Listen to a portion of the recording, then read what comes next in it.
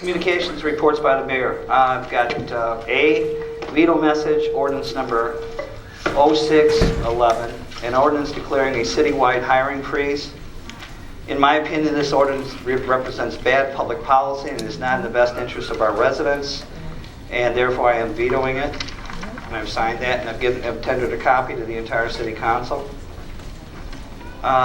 Ordinance number O-07-11. I hereby veto ordinance number O-07-11, an ordinance adopting the annual budget for the year commencing May 1, 2011 and ending April 30th, 2012. In my opinion, this ordinance represents bad public policy. It is not in the best interest of our residents. We, in this ordinance, eliminated without any kind of research, competitive study, analysis of job descriptions, of workload, all the above, of the city manager, the finance director. We can't even pull records right now to do an audit because that's the person that does that. We let go the first African American female public works director in the state of Illinois in the history. We've done a lot of creative things over the years in hiring the right people for the right jobs. There was no reason given. It's political retaliation is what I feel, and I'm going to veto that ordinance. No, I'm speaking. And I'm going to continue to speak until I'm through, and then you have plenty of time to talk in your portion of this. I really firmly believe that all these people, 4 people on the police department, 4 commanders, 1 female commander who's been with us, and most people know in town for over 25 years, got a bachelor's degree. No reason. We don't need these people at the top. Let's get rid of them. We sliced the department down from their 4 commanders to run 80 people. How do you do that? You don't do that in Chicago. You don't do that in Markham. You don't do that in Hazelcrest. You don't do that in Tinley Park. You do a competitive analysis study if you feel there's a problem. You do a study of the position control. You don't just wave a wand and say we need to get rid of these people unless there's an underlying condition. And there was an underlying condition.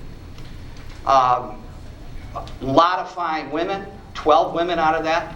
A lot of fine public administrators with over 300 years experience among them that this city is going to be sucked dry of. You know, it's just bad public policy. You know, if you're going to do public policy, I'll join you. I'll join you in that act, and I'll try to help you if I think we can all work together on an issue. But just to get rid of people from the top and say we're going to set an example, and we're going to set a political example is what happened here. Because without research and data, and I have some very smart people on the council, research and data will tell you what position control should be done. You know, we need a public works administrator. We need a city manager. We've built this community into one of the finest communities in the state of Illinois. I just want everyone to know that that's why I'm doing it. It doesn't make sense. It doesn't make any sense. It was done just with a wave of a wand, with no thought. The minutes of the meetings where this occurred were disgusting. The things said, they were picked out because of their names and how they're associated with me. And most of the people in here know that. On either side of this issue, you all know why that happened. And that's not the way you should be running government. We will suffer some liability over this, not just in our services, but in future. And our flag is diminished by it.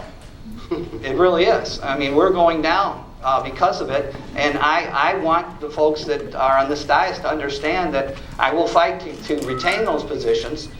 And what you all should know is we presented a balanced budget. A balanced budget this past April was balanced. And our revenues right now, so you all know it, we have over $8 million in cash in the bank right now today. Today. So that the word on the street that we're broke, that's not true. That's another misinformation that's being generated out there. And then the final thing, spending by the mayor on expense accounts.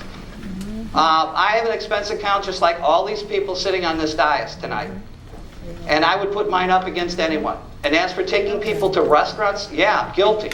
But I'm also guilty of doing that for lobbying purposes throughout the state of Illinois, not just here in Country Club Hills, not just in Chicago, not down in Springfield, but across the country I've gone.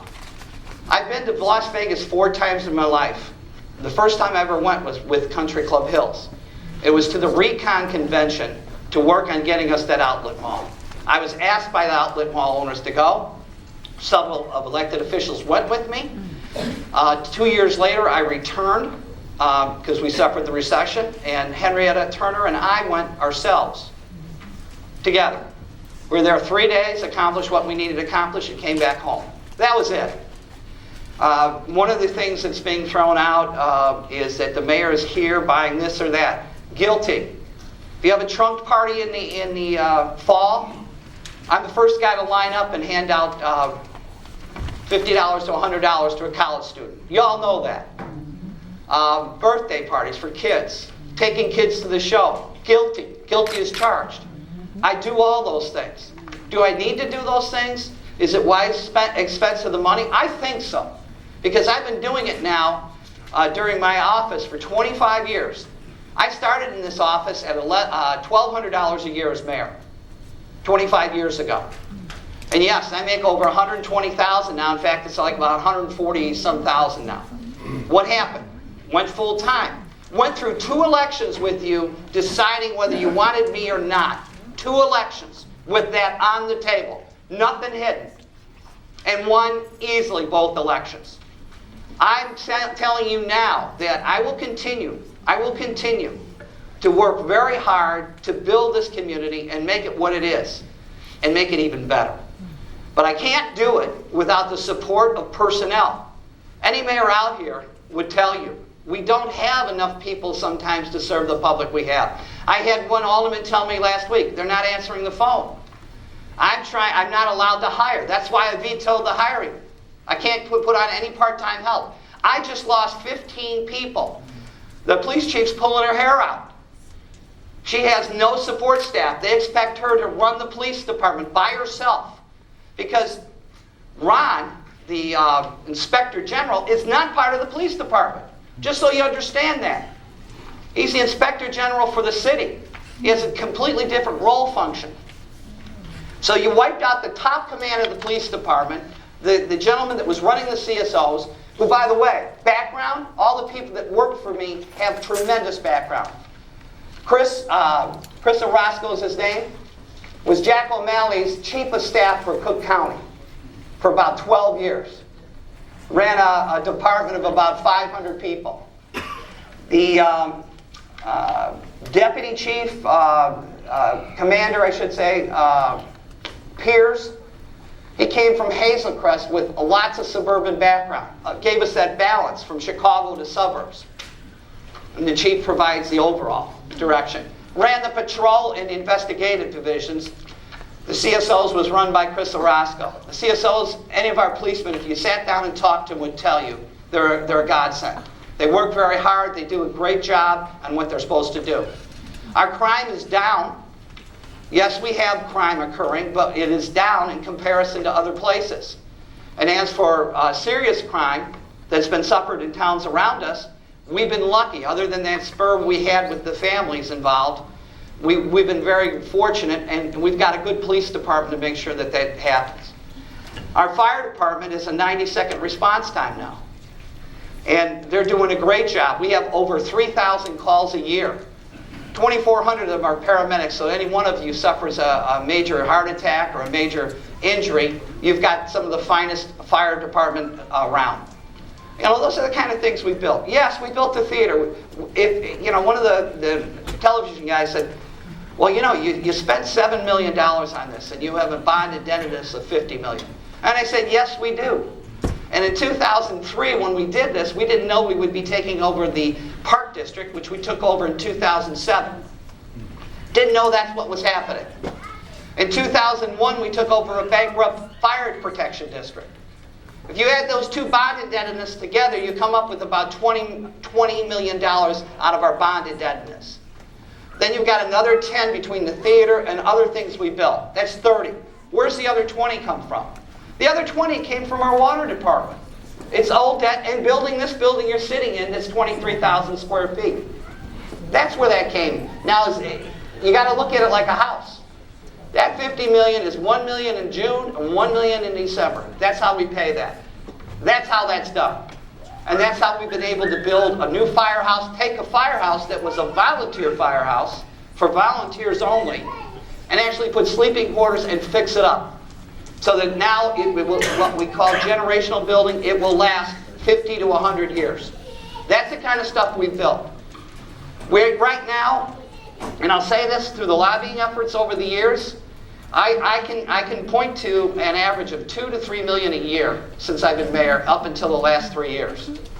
And the last 3 years have been really bad for everybody. But in the last 3 years, I brought in $1 million for the north side and $1 million for the south side in the streets alone that we didn't have. Through grants, through political connections. That's what I get paid to do. We now have, and I met with our lobbyist today, Victor Robertson, which everybody at this dais knows. We now have about $10 million in the pipeline, and as soon as the governor of Illinois can figure out what they're going to do with their budget, because they're trying to figure out this gaming bill right now, that will get released sometime in the next 6 months. Once that money starts coming in, we have more street stuff we can do with that and other issues. So I make no apologies for Dwight Welch doing what he did. And I'm talking in the third person, but I don't need to. I don't make apologies for this, for working really hard. And not one dime of that money goes in my pocket. It goes into the people's pocket of Country Club Hills. Unlike some aldermen, and once they get to their expense accounts, you will see that some things there aren't right at all. How do you buy things for people in other cities that have nothing to do with Country Club Hills? Take out the Veterans Commission over to the Pancake House. Guilty. Go to restaurants in the neighboring communities. Guilty. Go over here to the only restaurant we really have outside of Applebee's. Guilty. And you've seen me do it over the years. I've taken out the public works guys after a major snowstorm. Guilty. I take them out for breakfast after a major snowstorm. Guilty. I'm not trying to make myself look good, but this is what I do. I'm a working mayor. I drive a plow in the winter if somebody says he's got all these vehicles. He's got a van. No, I don't. We have transport vans that we use. The chief and I are scheduled to go Wednesday down to the police academy, the state police academy, for a graduation. We'll drive the transport van down. We got 2 of those. Those are now almost 10 years old. That's what we do. That's not my van. I don't use it for that purpose. I use it when I've got stuff to do, and I'm on the road a lot with this city. The truck, the same thing. You don't see the truck in my driveway except in the winter, do you? And then you see a plow on it, and as soon as the winter's over, you see it leave. That's what I do. And as for the police car I drive, that goes back to what my original occupation is, and I'm still a policeman, and you can't undo that. That's not going to change. That's what I've done my whole life. That's my job, skill set, so to speak. As for budgeting, I appreciate help with budgeting. I really do. I appreciate an activist council. But I don't appreciate a council that's doing it for a vendetta. It's doing it for all the wrong reasons. Do a study. Do it professionally. Do a point-by-point study of position control. That's what every major government does. And I know that because I ran a budget for one of the largest counties in the world for 10 years. I understand how that's done. That's when you're here, you want facts. You don't want to just dump people off with babies and children and families that they have to support. Just like that, we wave them out of here. That's not the way it's done in America. Not in America I know, and not in the Country Club Hills I know. We need to stand together and do things right. So, to the council, here's the challenge. Don't override this veto. Yeah, and you laugh, but I'm going to tell you, that's a challenge. And think about this, folks. Don't override this veto because it's not a good budget yet. Get into the budget and do the position control. You know, those of you laughing, think about your wife or your child coming home without a job overnight. Yeah. And you know what? It's not your turn right now. You'll have your turn. You misappropriate our funds. You know what? Yeah, we have. You know what? This is what's going to happen. This is what it'll denigrate into, and I don't want that. I want you to understand how things have been done and how we're doing them, and You know, if they want to change it, here's the thing. They spend like I do. Develop a policy, and we'll follow the policy. It's as simple as that. It's not a hard thing to do. You can't do this, you can't do that. But if you don't let me go on my trips to Springfield, if you don't let me lobby for our community, I'm going to tell you right now, our flag goes down. We're working right now on a food store next door. And what's happened with that deal? You people need to know this. What's happened is simple. The guy that owns Michael Markets out of Naperville in Chicago has his money in a bank that has just gone into a receivership in Chicago. And he's trying to get his money out. It'll be out in a few weeks, and they'll begin building that store. That store brings us up to 98%. I got told in our staff meeting today that we have 4 more businesses opening up in town. I need staff to control these things, to monitor them. I had people come in on Sunday, and one of the aldermen was out taking pictures, and I waved at him. On Sunday, I meet every Sunday from 9 to 10 with any of you, and you can bring anything you want. And it's a posted meeting, and I will talk to you about it. You can bring in a ticket. A lady brought in a ticket, and she had a placard. I turned it over to the proper authorities in the police department to handle. Why? Because it was written when the lady was 88 years old, and she had the placard. She just didn't put it in the window at the right time when she parked. This lady was in a walker. There's things that we do that we shouldn't do. That was one of them. In other words, you need to see your people. You need to work with your people and all the time be part of the people. If they want to change the way we do our public policy, I'm with them. But I'm not ashamed of what I've done. What I've done is built one of the most nicest cities. And I can say that there's only a couple of people on this dais that have been around long enough to see this over the last 25 years. You know, and I can tell you, a lot of them moved here for that reason. So did you. So having said that, I wanted to get all that out with this budget veto, because you have to understand, if we can't hire, we can't run the city. And when we lose 15, 20 people in one fell swoop at the executive level, there's nobody to replace that 300 years of experience, and it puts us in jeopardy. That's all I have to say on that. I'll move the meeting along now. May I be recognized? No, you'll have your turn later. May I be recognized? No, you'll have your turn later. I know Well, what I you're just going want to to do. say It's to not you, your time. Mr. Mayor, that you should listen twice as much as you talk. City clerk's Because if report. you see the City people clerk's here, the report. people have spoken for this City community. clerk's report. Thank you, Your Honor. I just wanted to Alrighty. remind everyone. Committee reports, Finance, Alderman Burris. Yes, sir, Your Honor, thank you. Since you mentioned the credit cards, that opens the door for me to make a motion that we rescind your credit card and create a new policy within the city. Second. I expected that. Discussion. Yes, at this point, because the excessive spending on the credit cards and the new policy that we'll be coming up forth with, all credit card payments will become before the committee before anything is mailed out. There will only going to be one credit card in the city. It's going to be locked in an office. The statements will be sent to the treasurer, and we're going to deactivate all current cards, and Nina, the senior accountant, will be over that one credit card in case of emergencies. Okay. Roll call. Alderman Hudson. Yes. Homewine. Yes. Singleton. Yes. Lockett. Yes. Martin. Yes. Ford. Burris. Yes. Edwards. Yes. Williams. Yes. Davis. Yes. And yes by me. So move so.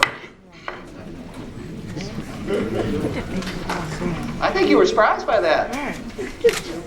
Let's go. All right, thank you, Your Honor. Second. Discussion, any other discussion? Yes. May I be recognized? Is Yes. this on this? Yes. Go ahead. My question is, with the capital dog food, is that we've spent approximately almost $25,000 with this project, which is for capital dog food, and I understand from Capital Dog Food that they're not even going on with this project, so that means that we're out of $25,000. And I believe that this project is to add a living quarters to Capital Dog Foods to decrease their tax rate, sort of be a commercial and residential area. But now that we spent $25,000 of our money, they're not even going along with the plan. So that's our money out the door. And I believe that any business in town that's planning to go with this,